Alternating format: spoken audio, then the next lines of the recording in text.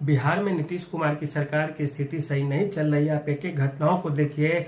चौकीदारों पे लाठीचार्ज कर दिया जाता है और खुद को पासवान समुदाय से बताते हैं और चिराग पासवान का बयान आता है कि पासवानों के रखवाले हम हैं, जबकि चिराग पासवान नीतीश कुमार के साथ अभी गठबंधन में है। दूसरी बात करें, यूथ कांग्रेस के नेता प्रोटेस्ट कर रहे होते हैं, पुलिस बेरहमी से पीटती है और कांग्रेस पार्टी का बयान आता है सरकार ने अच्छा नहीं किया। मुकेश सहनी के पिता की हत्या हो जाती है और वो जांच होती है, पुलिस दोषी को पकड़ भी लेती है और हर तरह के सैंपल की जांच की जाती है वैज्ञानिक प्रयोगों के द्वारा। लेकिन मुकेश सहनी का क्या बयान आता है कि वे उससे खुश नहीं है, जांच से असली कारण का पता लगाए। मतलब साफ है, वो एक ही साथ पीड़ित के भूमिका भी निभा रहे हैं और विपक्ष की भूमिका भी मुकेश सहनी निभा रहे हैं। उसी समय छपरा में 3 लोगों की सोते सोते हत्या कर दी जाती है। कनिष्क और तनिष्क का जो शोरूम है, अभी सोने चांदी का जो व्यापार करता है, दुकान हुआ करता है जिसका, उसके यहाँ लूट हो जाती है पूर्णिया में दिन दहाड़े और इसकी खबर पूरे देश में फैल जाती है। इसके अलावा बिहार में कई अन्य सारे मामले चल रहे हैं, हत्या की, लूट अपहरण जैसे, जिसके कारण सरकार की थू में जिसे बोला जाता है छीछा लेदर हो रही है। क्योंकि पूरे देश में जिस समय जब क्राइम पे कंट्रोल करने की कोशिश की जा रही है, वैसे में बिहार में ऐसी हालत क्यों बन रही है, आखिर क्यों उपस्थित है।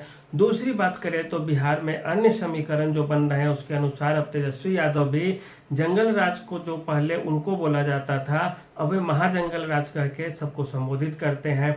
शराब के धंधों को लेकर नए नए नियम कानून और उसको लागू करने की अलग अलग प्रक्रिया अपनाई जा रही है, जिसको लेकर खास करके दलित तबके में एक बेचैनी का भाव रहता है। जो शराब पीते हैं या उसका थोड़ा व्यापार करते हैं या तारी वारी बेचते हैं, उनके लिए भी स्थिति बहुत ही भयंकर होती जा रही है बिहार में। इसके अलावा बात करें गठबंधन के स्तर पर भी भाजपा कभी अपना प्रदेश अध्यक्ष बदलने की कोशिश कर रही है, तो कभी प्रभारी तो कभी कोई। मुख्य भूमिका में कौन आएगा भाजपा की तरफ से, या भाजपा इस चीज को लेकर खुद चिंतित है। भाजपा नीतीश कुमार की सहयोगी है और रहने भी वाली है, क्योंकि केंद्र में नीतीश कुमार को जरूरत है भाजपा को, और भाजपा को बिहार में नीतीश कुमार की भी जरूरत है और नीतीश कुमार को भी जरूरत है भाजपा की बिहार में। तो इस तरह से एक अन्योन्याश्रय संबंध जो कहा जाता है वह चल रहा है, वो तो अलग चीज है। चिराग पासवान की मजबूरी है, चूंकि वहां गठबंधन में है, तो बिहार में भी मोदी सरकार यदि बचाना है तो नीतीश कुमार को साथ में रखना ही होगा।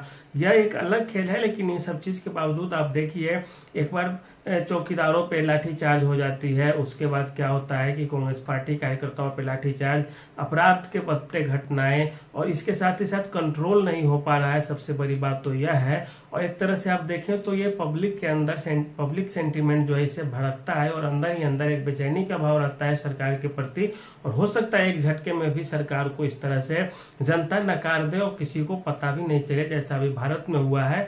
अंदर ही अंदर कई ऐसे राज्य थे जहां पे सरकारों को उम्मीद नहीं थी कि इस तरह की वोटिंग हो रही है और हमारा जो स्थिति है वह खराब होते जा रहा है। इसके अलावा जो बात की जाए तो आपका जो दुश्मनी है अभी, मतलब सामने कौन है प्रतिद्वंदी, सामने प्रतिद्वंदी में है तेजस्वी यादव राजद, जिसके पास भी अच्छे खासे विधायक है, उसका कैडर वोट भी है। एक तीसरी इकाई प्रशांत किशोर की भी एक्टिव हो गई है, जो हमेशा सरकार व्यवस्था कुशासन इन सब पे कटाक्ष करते रहता है। और ऐसे में दिक्कत यह है कि यदि नीतीश कुमार एक एक गलती भी करेंगे और वो एक उस गलती को भुना कर अपनी मजबूती के रूप में यदि उसको उठा लेते हैं या पकड़ लेते हैं विपक्षी पार्टियां, तो नीतीश कुमार की सरकार के लिए बहुत ही घटिया और बेचैनी भरा काम हो सकता है, क्योंकि चुनाव सर पे है। और जब चुनाव सर पे, ऐसे में कभी कोई मंत्री आके बोल जाए कि मेरे विभाग में भ्रष्टाचार है, तो कभी पब्लिक को यदि किसी तरह की दिक्कत परेशानी होती है, पुल ढह जाते हैं, 1-2 नहीं सिलसिलेवार ढंग से 11, 12, 13, और वहां पे आके संजोग अच्छा था कि रुक गया। उसके अलावा अपराध की घटनाएं रोज रोज हो रही है। अब छोटा अपराध भी बिहार में कुछ होगा तो इसको इतना बड़ा हाईलाइट कर दिया जाएगा कि सरकार के लिए बेचैनी भरा कदम हो जाएगा। तो देखिए, अब इस पे सरकार सबसे पहले एक्शन ले, संज्ञान ले, क्योंकि नीतीश कुमार की सरकार जो है हमेशा सूझबूझ से चलती रही है। और 2-4-5 लोग हैं, जिसे हम लोग कई बार 5 पांडव भी कहा करते हैं, जिसमें ललन सिंह हुआ करते हैं, पहले आरसीपी सिंह हुआ करते हैं, अब तो नहीं है। फिर ललन सिंह हो गए, उसके बाद अशोक चौधरी हो गए, और इसके बाद एक मनीष कुमार नया आए हैं IAS, वो है जो आरसीपी का जगह ले रहे हैं संभवतः।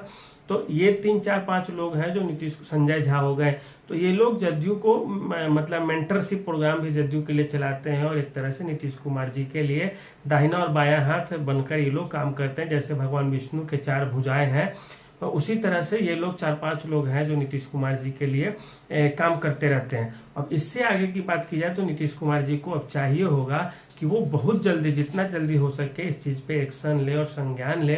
अपराध के मामले कम हो, भ्रष्टाचार के मामले कम हो, चुनाव सिर पे है, ताकि प्रशांत किशोर और राजद और जैसी पार्टियां कोई बड़ा मौका न तलाश ले जदयू कोटे से, और जदयू को और भाजपा को इस कारण मुंह की खानी पड़े। भाजपा नेतृत्व को भी अपना चेहरा घोषित करना चाहिए कि ये हमारा चेहरा है, सेकेंड टू द माननीय मुख्यमंत्री नीतीश कुमार जी। तो इस तरह से जब तक काम नहीं होगा तब तक कुछ नहीं होने जाने को है। अन्यथा नीतीश कुमार जी को पता भी नहीं चलेगा, सरकार उनकी चली जाएगी एक झटके में, जदयू भी देखती रह जाएगी और भाजपा भी देखती रह जाएगी, और मौका कोई या तो राजद तलाश लेगी या प्रशांत किशोर तलाश लेंगे। तो एक तरह से देखिए जो संकेत मिल रहे हैं वो राजनीति के रूप से या राजनीतिक खिलाड़ी के रूप में बहुत अच्छे संकेत नहीं मिल रहे हैं, और इस पे संज्ञान लेना चाहिए, काम करना चाहिए, तभी राजनीति जदयू के लिए सही दिशा में काम कर सकेगी या उस दिशा में रह के वे काम कर सकेंगे, अन्यथा ये संभव नहीं है। तो नीतीश कुमार जी के लिए एक दो और चीजें हैं जो बहुत काफी उनको परेशानी का सामना करा सकता है। उसमें से एक है जातिगत जनगणना और आरक्षण के प्रावधान।